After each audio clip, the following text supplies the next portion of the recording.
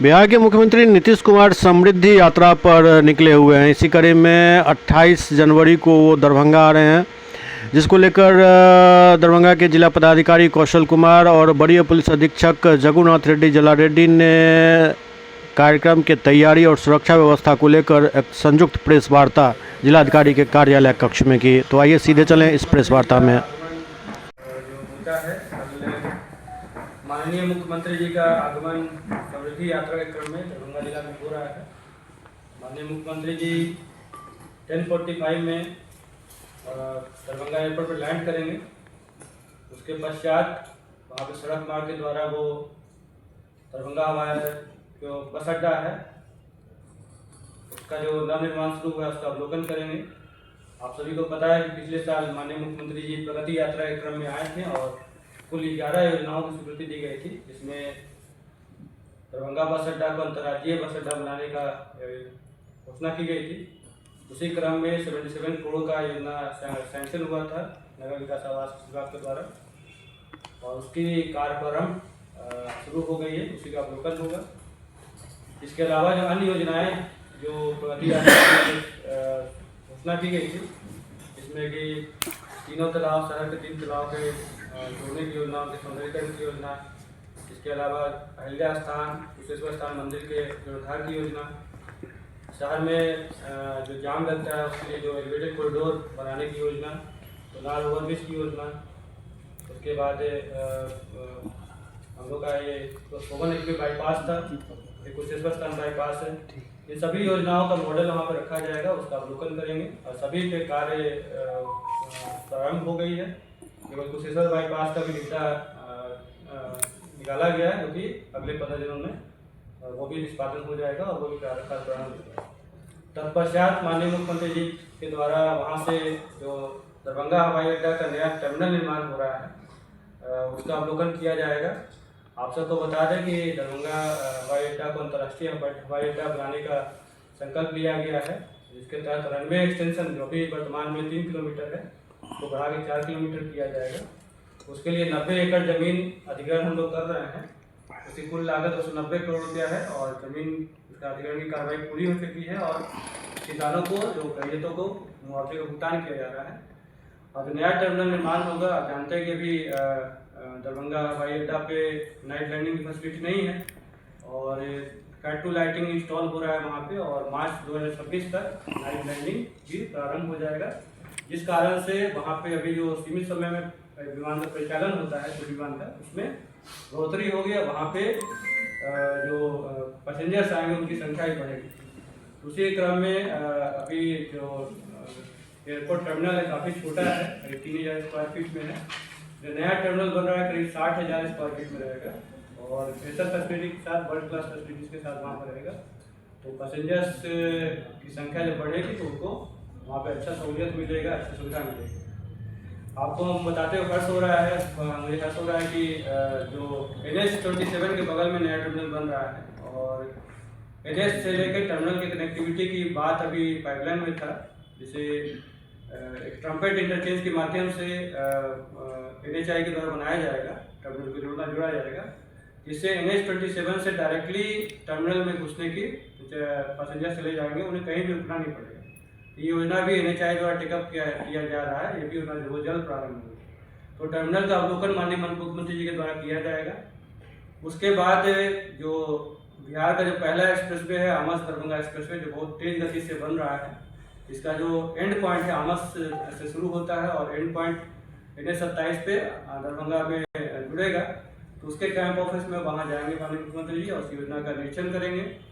और वहीं पे हम लोग जो अभी आपने 13 जनवरी को माननीय मुख्यमंत्री जी द्वारा मंत्री परिषद की बैठक में 50 एकड़ जमीन कार्गो हब लॉजिस्टिक हब एवं कार्गो टर्मिनल के लिए कोऑर्डिनेशन के लिए घोषणा की है, उस जमीन का उन्होंने उनके द्वारा अवलोकन किया जाएगा।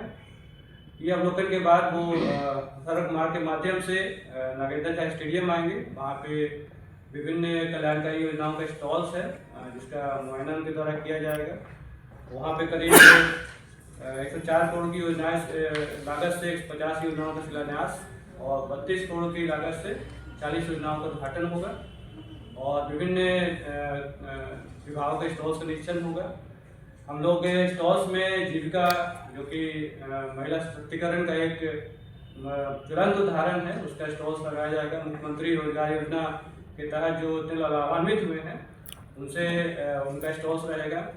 साथ ही साथ जिले में उद्यम को बढ़ावा देने के लिए जितने भी उद्यमी जो इमर्जिंग उद्यमी है उसको हम लोग अच्छे से उसको प्रोजेक्ट कर रहे हैं ताकि उसके उत्पाद को आगे बढ़ाया जा सके। तो कुछ उद्यमियों का वहाँ पे स्टॉल रहेगा, उसका निरीक्षण करेंगे। तो समाज कल्याण की योजनाओं का स्टॉल रहेगा और लाभुकों को चेक प्रदान किया जाएगा। उसके पश्चात समीक्षा बैठक होगी। उसके बाद माननीय मुख्यमंत्री जनसंवाद करेंगे, जनसभा करेंगे। उसके बाद उनका राज मैदान से प्रस्थान होगा। कुल ब्रीफ कार्यक्रम यही है। और आप सभी जानते हैं कि इस बार जो माननीय मुख्यमंत्री समृद्धि यात्रा में 7 निश्चय पार्ट 3 जो घोषणा हुई है उस पर विशेष फोकस है। इसमें उद्योग पे, कृषि पे, सबका सम्मान, जीवन आसानी और लिविंग के तहत कार्य की जानी है। और उसी क्रम में जो घोषणा हुई है कि प्रत्येक ऑफिस के पदाधिकारी जो हैं सप्ताह में 2 दिन सोमवार और शुक्रवार को बैठ के जो भी पब्लिक आएंगे तो सम्मानजनक तरीके से बैठाया जाएगा, उनकी बातों को सुना जाएगा, उनके समस्याओं का हल किया जाएगा।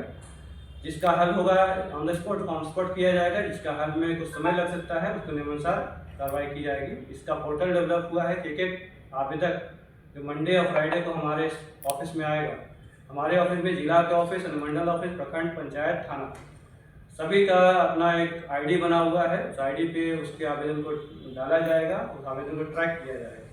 तो इंस्टेंट सोल्यूशन देने का इंस्टेंट दिया जाएगा। जैसे कभी कभी कुछ लाते हैं, कुछ लाभ तुरंत लाभ दे देते हैं, लेकिन उसमें समय लगता है, उसको हम लोग ट्रैक करके लाभ दिलवाएंगे। तो ये जो 7 से पार्ट 3 का पार्ट जो है सबका सम्मान जीवन आसान के तहत शुरू किया गया।